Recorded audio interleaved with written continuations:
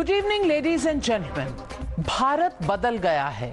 We will no longer allow the West to sow seeds of hate. We will not bow down to terror which threatens our own sovereignty. And we will openly call out terror apologists for giving safe havens to enemies of our state. Today, Bharat has drawn the Lakshman Rekha. This is Hardeep Singh Nijjar on your screens. He is a Khalistani terrorist, wanted in India and killed in Canada. He is linked to the 2007 Ludhiana blast and the 2010 Patiala blast. There was a lookout notice against him and a red corner notice since 2015. He was booked on terror charges and hate crimes against Hindus.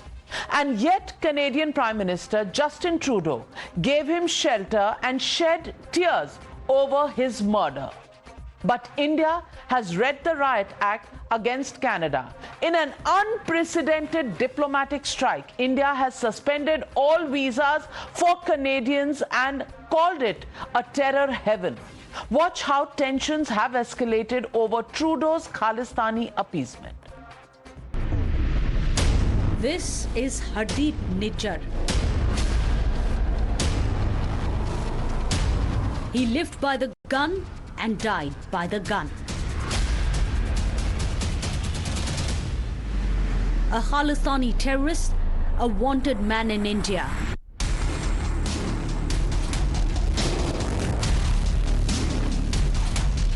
A bounty of 10 lakh rupees on his head. Declared an absconder by NIA, but given a safe shelter in Canada. Even in death, he sowed seeds of division. And now Khalistanis are threatening Indians in Canada. Gurpatwant Singh Pannoon attacked Hindu Canadians, asking us to leave Canada and go back to India.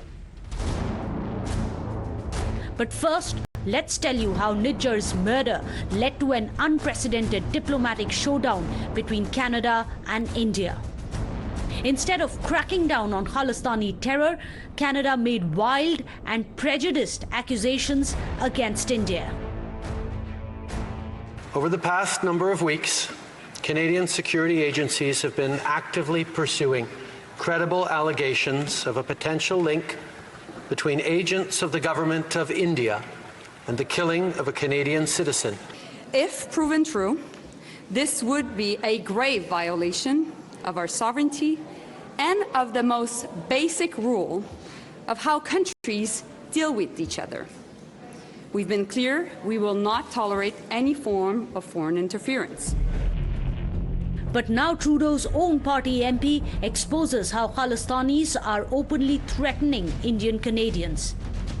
Few days back, Khalistan movement leader in Canada and president of Sikhs for Justice, which organizes the so-called referendum, Gurpatwant Singh Pannoon, attacked Hindu Canadians, asking us to leave Canada and go back to India. I've heard from many Hindu Canadians who are fearful after this targeted attack. This is the man they fear, Gurpatwant Singh Pannoon. He has released a video threatening Indians, but it's so chilling that Times Now has decided not to air it. Not just the Canadian MP, but even Hindu Forum of Canada has written a letter to the Canadian Minister of Public Safety slamming Prime Minister Trudeau for backing Khalistani terrorists. But Bharat will not cower to hate. We will not bow to terror. India has today suspended visas for all Canadians and called out Trudeau for harboring terror. Yes, I do think there is a degree of prejudice here. They have made the allegations. They have taken action on them. To us, it seems or it appears that these allegations by the government of Canada are primarily politically driven. No, let me clarify. No specific information has been shared by Canada on this case, either then or before or after. We have, as we have said, or I think we've been made very clear, we are willing to look at any specific information. We have conveyed this to the Canadian side, made it clear to them that we are willing to look at any specific information that is provided to us. But so far, we have not received any such specific information. that from our side, very specific evidence about criminal activities by individuals based on Canadian soil has been shared with the Canadian authorities on a regular basis, but not been acted upon. If there is any country, if you're talking about reputational issues and reputational damage, if there's any country that needs to look at this, I think it is Canada and its growing reputation as a place, as a safe haven for terrorists, for extremists, and for organized crime. And I think that's a country that needs to worry about it. Indians today have united, cutting across the political spectrum to condemn Canada for sympathizing with Khalistani terror. The relationship of both countries needs to be settled at the top level, and I feel the people of the nation should not suffer because of that. And till date, we always stand for the nation. I'm writing a letter to the Prime Minister, and I'll try to take it up with the Prime Minister. A particular political lobby in that country has resulted in their publicly putting their entire relationship with India in peril. But we now must take steps to ensure that it doesn't deteriorate any further. So I would urge the Canadians to also take a deep breath and rethink what they're doing.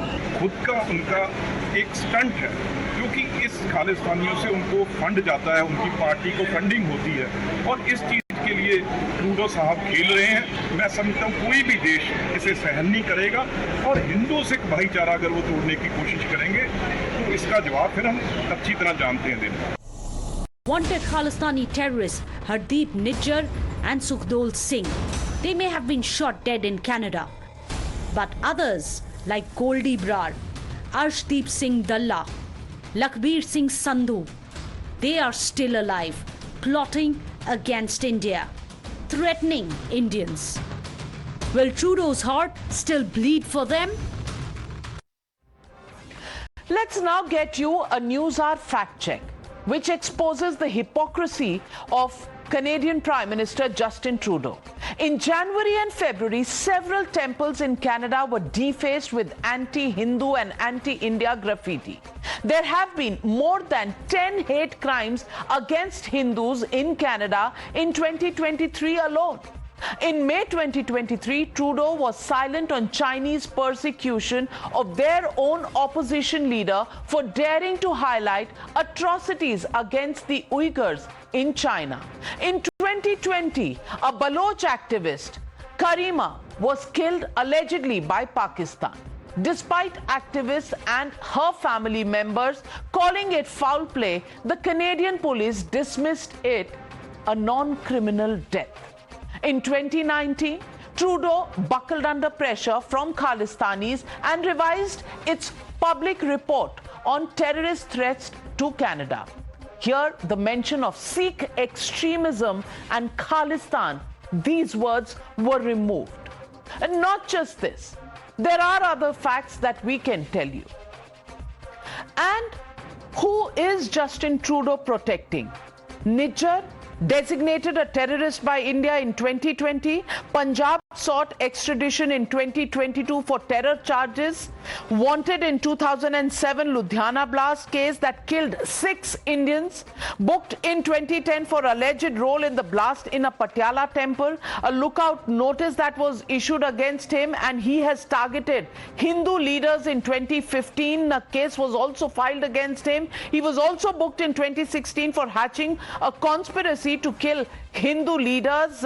NIA declared a 10 lakh rupee award on Nijjar in 2022. And NIA has been probing Nijjar's involvement in Punjab RSS leaders' killing. This is the man Justin Trudeau is trying to protect. Why? Because his government needs the support of these extremists in the Canadian Parliament, or his government may just not survive. But he will not be able to bow India down. And Nijjar may have been killed, but Canada is still a safe haven for other Khalistanis who are plotting against India. Just to remind you, Sandeep Singh Sidhu, Hardeep Singh, Goldie Brar, Charanjit Singh are just a few names of Khalistani terrorists sheltered by Trudeau. And Goldie Brar and his nexus with the Bishnoi in Indian jails is responsible for the killing of Moosewala. And today, they've even owned up for the killing of Sukha in Canada. So the legitimate question we're asking on the Newshour tonight: will Canada stop shedding tears and crush safe havens for Khalistanis? That's the question, and that's the debate coming up on the other side. You're watching the News Hour at 9. Debate number 1 on Times Now, Super Prime Time.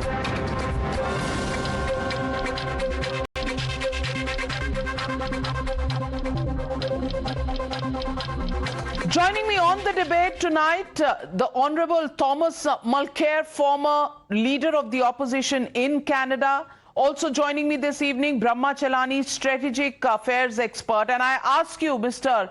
Mulcair, the question straight is, this is a break point between India and Canada, who have been democracies having a long history of friendship. Do you think India has read the riot act to Canada, because the charges made by Prime Minister of Canada against India are really not even backed by his own MP, who's come out and condemned these statements without any proof? The charges have been made against India. How do you respond to something that is not even supported by the members of Parliament of Mr. Trudeau's own party? Well, you raise an interesting point, Navika, and I think that part of the answer has to be on Monday when Mr. Trudeau came out with this in the House of Commons. It was the day back. The party wasn't doing very well. And when you let this sort of massive information out there, it sucks all the air away from other issues that were going to be on the table as he reintegrated the House of Commons. So I think that the point that you raised with regard to evidence is one that one of the other political leaders, which I am not anymore, I'm an observer, I'm a commentator, I give my opinions on things, but one of the leaders who is still member of the House of Commons, Mr. Poilievre, who's the leader of the opposition and who polls show his way ahead of us right now, he asked a very simple question. He says, okay, this is such an important allegation that you've made. Have you got any evidence for it? Can you prove any part of it? And so far, there hasn't been any. And it's worth pointing out, Navika, that leaders of the opposition by tradition are members of what we call the King's Privy Council for Canada. So when I was the leader of the opposition, even though I had not been a minister, because all ministers are members of the Privy Council, like Mr. Poilievre was, but I had to be made a member of the Privy Council. And so that was so the Prime Minister I was facing, Stephen Harper, would be able to share secrets of state, and I would be bound by the secret of the Privy Council. And indeed, that's what could have happened here. If Mr. Trudeau has that evidence, he can and should be sharing it. When these big issues happen on the world stage, you can think back to events of history. Governments come forward and say, we have evidence of this grave act, and here it is. So this was just laid out there. And already the next day, Mr. Trudeau seemed to be trying to put the cover back on the pot and lowering the temperature, but he had already said what he had said. And I'm sure that he wouldn't have said it unless our security services gave him some indication, but the Canadian voting public has none of that right now. And today, India has announced, as you're aware, that they're going to be putting an end to visas to Canada. So things are heating up instead of cooling down, with two countries that have deep traditions of friendship, a very large diaspora community in Canada that I know well. And everybody's asking the same question: what evidence do you have of this grave offense that you have alleged? And so far, as I mentioned, Navika, there's been no evidence of that so far. Mr. Brahma Chelani, has Trudeau just done this to distract attention from his own backyard? Did he not envisage that this would go so far? Did he think India would take it lying down? Has a calculation gone wrong? Where do you think this entire issue is headed now? Even if he was driven by domestic political considerations, why should the head of a government of a major democracy allow the country's long-term strategic interests to be undermined? Because he knew when he made that allegation in the House of Commons that his charge against India would undermine a very important bilateral relationship. The problem is the problem that he faces is that he heads a minority government that depends on support from the New Democratic Party leader, Jagmeet Singh, who's a Khalistan sympathizer. So what we have is the tail wagging the dog in Canada. And Trudeau has repeatedly pandered to hardline Canadian Sikhs. For example, you remember that when there were these farmers near New Delhi blockading highways, Trudeau was cheering them on.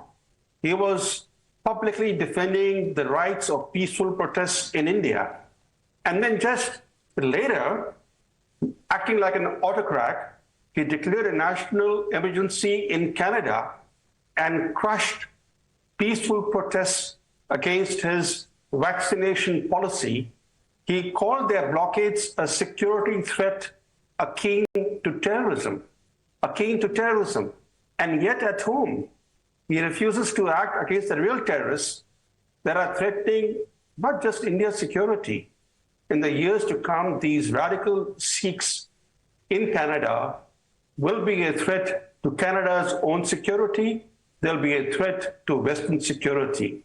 Let us not forget one important fact, Navika, that even when Sikh militancy in Canada was at a low ebb in the 1980s, Canada became the launch pad for the bombing of an Air India flight that killed all 329 people on board.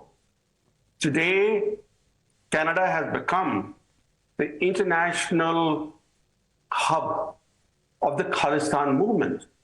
British Columbia is the headquarters of the Khalistanis. Now, this is a threat not just to India. It is a threat to India, but it's also a threat to Canada. At least for Canada's sake, Trudeau should start curbing the rising activities of Sikh militants that are promoting or glorifying terrorism. Absolutely. And Mr. Mulcair, I want to ask you, you were the former leader of the New Democratic Party, which is now led by Jagmeet Singh. And Mr. Singh is, as Brahma Chalani says, known to have his sympathies for the Khalistani movement, and he supports those elements. In fact, he has supported the right of Khalistan organizations to hold a referendum for secession from India. I want to ask you, have you dealt with this movement, this party, what it was and what it has become, and how, on what conditions it has its alliance with Mr. Justin Trudeau's party, the Liberal Party? Well, I've never had any question about where I stand on issues like that. I had a university professor friend named Harinder Majra, and his wife and one of his daughters were killed on that India flight, and he was Sikh. And so I know what that represents. I also know that diaspora politics play out in many countries in the world. When you look at what happened with the IRA, much of their funding didn't come from Dublin, Ireland. A lot of their funding came from Boston in the United States. So this is a phenomenon that exists around the world. As for my successor in the NDP, Jagmeet Singh, he's been questioned on that very openly and has given very frank and open answers to it because the issue had been raised by some journalists, and he's just a fine human being who's got a very good perception of what's the best thing for the public. But with regard to diaspora communities, the Indian community at large, the whole Indian community, makes up a large proportion, well, a significant proportion of Canada's 40 million population. So the issues that are involved there, you talk about a referendum, for example, on a much different scale, obviously. But here in Canada, we have had a very serious time with the separatist movement, but things have calmed down. And one of the things our Supreme Court said is that, if you should be more open to allowing democracy to decide these things. And since that was said, a lot of the pressure seems to have been taken off. So it depends on the approach of every country, Navika. Canada's approach, because we are a country of immigrants, unless you're a First Nations person or you're an Inuit or a Métis, the First Peoples of our country, then you came here by immigration, and sometimes under very difficult circumstances. The first Sikhs who tried to get into Canada over 100 years ago were treated so badly by Canada. So we try to be today more open and welcoming, but you're right. there's always going to be parts of the issues that come from the country of origin that are going to play out in a country like ours. And it's part of our approach is to try to understand them, but be very careful. And we lived that recently with the Chinese government. We have a big commission of inquiry right now about Chinese government interference in Canadian elections. That's another huge, important country that we trade with a lot. But we had to set down a line there and say, if you have been using your authority with your diaspora community to try to affect Canadian elections, that's a non-starter. So these are big issues, complex issues in a country based on immigration, but we tried our best to deal with them openly and transparently. And I think, go back to your very first question, that's what's been lacking here, is transparency, some openness, some clarification as to what exactly is being alleged and based on what evidence and what proof. Well, it's all very well to say this. My short point and my short question to you is simply, do you think that Canada can be in its backyard playing out the referendum game of land which is an integral part of sovereign India? Can Canada allow such things to happen on its ground? I mean, it's all very well to say we are democracies, people should understand and give them space. All that is very well. But can Canada on its own ground allow secessionist playgrounds happening in their own backyard of another sovereign country's land?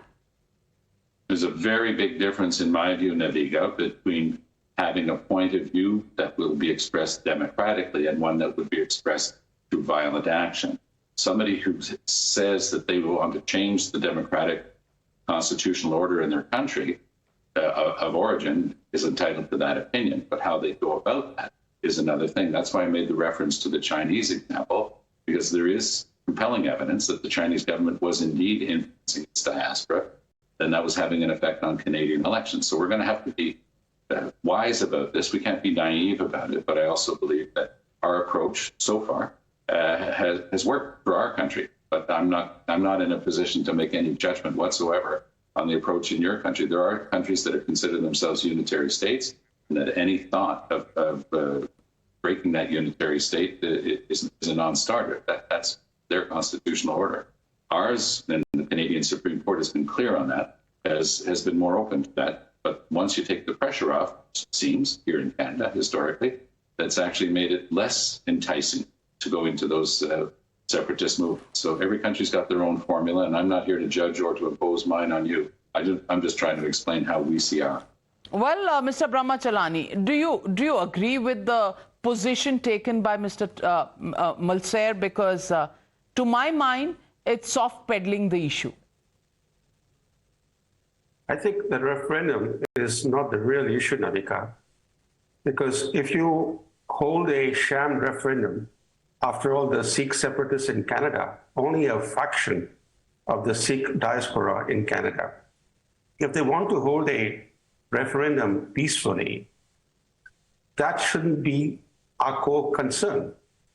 The concern should be that there are these radical Sikhs in Canada that are promoting or glorifying terrorism, that are publicly issuing death threats, that are calling for violence, that are publishing pictures of Indian diplomats, and saying that they are fair targets for assassination, that they are staging parades with floats that glorify Indira Gandhi's assassination and seek to immortalize her assassins.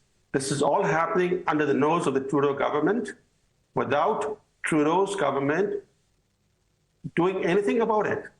This is unacceptable. You can cite free speech law to allow certain peaceful activity, even if it's secessionist activity directed against a friendly country. But how do you permit these open incitement to violence, the glorification of terrorism, the death threats against Indian diplomats? How do you allow all that? Doesn't Canada have laws against hate and incitement to violence? Why aren't these laws being invoked in Canada? And let's not forget one important fact. Why did the Air India bombing happen? Because Justin Trudeau's father rejected Indira Gandhi's request in 1982 to extradite the Babar Khalsa chief, Parmar. Parmar went on, according to Canada's own official inquiry, to become the mastermind of the Air India flight bombing. So we have this unfortunate background in Canada of harboring dangerous international terrorists. And today, look at the hypocrisy.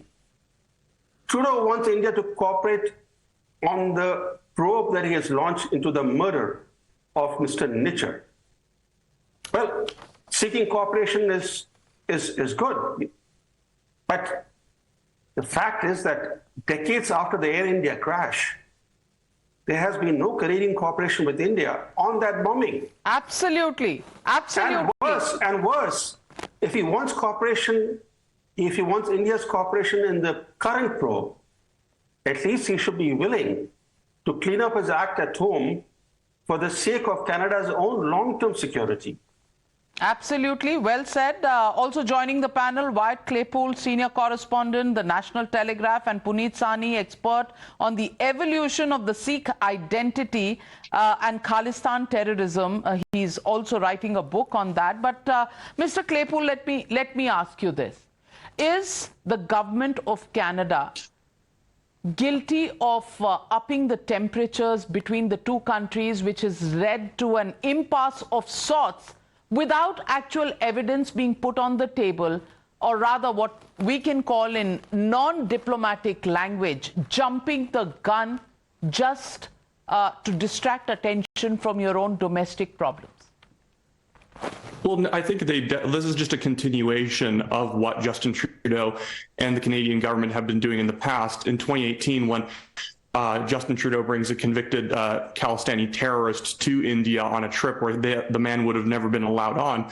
Obviously, that was provocative. And right now, I think that Justin Trudeau is almost trying to get back at India for having a bad relationship with him, basically by just trying to up the ante and make it sort of seem like it might be actually India's fault for all of the mistakes he's made on the international stage towards the country over the past few years, by pretending that it might be that because India's interfering in Canada, that's why I might have had a bad relationship. But it's nothing new for Justin Trudeau to have a bad relationship with other countries. I kind of perceive him as having this very radical chic approach to foreign politics. He loves cozying up with all the bad actors in the world, Iran, China.